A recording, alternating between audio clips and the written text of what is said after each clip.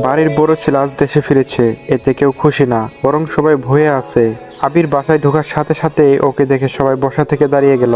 আবিরের বাবা আবিরের কাছে গেলে আবির ওর বাবাকে ইগনোর করে নিজের রুমে চলে গেল। আব্বু বলল, আমি জানতাম এমন কিছু হবে। বাইরে থাকতে যেভাবে আমাদের সাথে কথা বলতো, আর এখন তো স্বয়ং সামনাসামনি। আম্মু বলল, ছেলেটার সাথে এমন না করাই বেটার ছিল। কি দরকার ছিল ওকে দূরে পাঠিয়ে দেওয়ার? আব্বু বলল, তো কি করার ছিল তখন? অনুর জন্য ও যে পরিমাণে পাগল ছিল, ওর জন্য মেয়েটা একটু শান্তি পেত না। এখানে আসলে তো সবসময় অনুর পিছনে পিছনে থাকতো।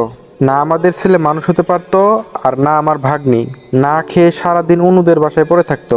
আব্বু বলল, কথাটা সত্যি, বাট এখন নিজের পাগল ছেলেকে কিভাবে সামলাবে?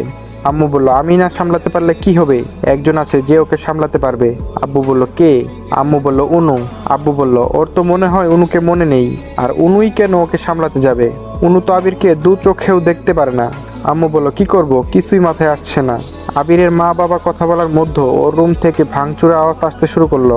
আব্বু বলল, তোমার ছেলের পাগলামো শুরু হয়ে গেছে, এবার কি করে সামলাও সেটাও দেখবো। আম্মু বলল, চলো দেখে আসি। আবিরের বাবা মা রুমে গিয়ে দেখলো একটা ফটোর ফ্রেম ভেঙে পড়ে আছে। আম্মু বলল, কি হয়েছে আবির, তুমি এই ছবিটা কেন ভেঙেছো? আমি বললাম, তোমরা কোন সাহসে আমার রুমে অনুর ছবি লাগিয়েছো? ওকে আমি ঘৃণা করি, ওর ছবি তো দূরে থাক, ওর ছায়া আমি দেখতে চাই না। নাও লিভ।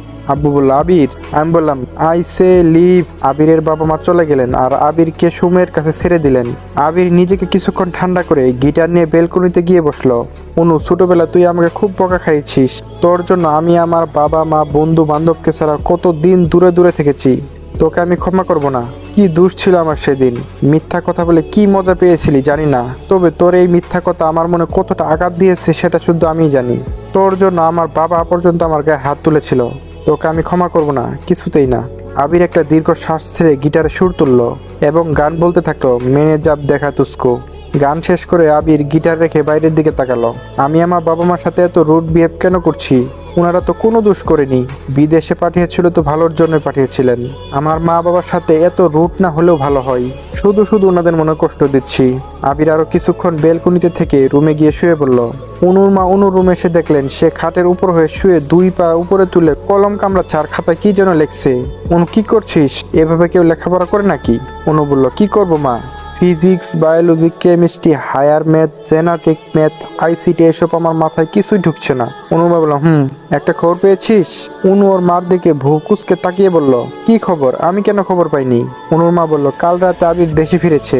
অনু বলল, সো হোয়াট, দেশে ফিরুক বা না ফিরুক তাতে আমার কি, আমার কিছুই যায় আসে না। অনু মা বলল, তুই এখনো ছেলেটার উপর রেগে আছিস? ছেলেটা এত বছর বাদে দেশে ফিরেছে। অনু বলল, দেখো মা, এখানে রাগারাগি করার কিছু নেই।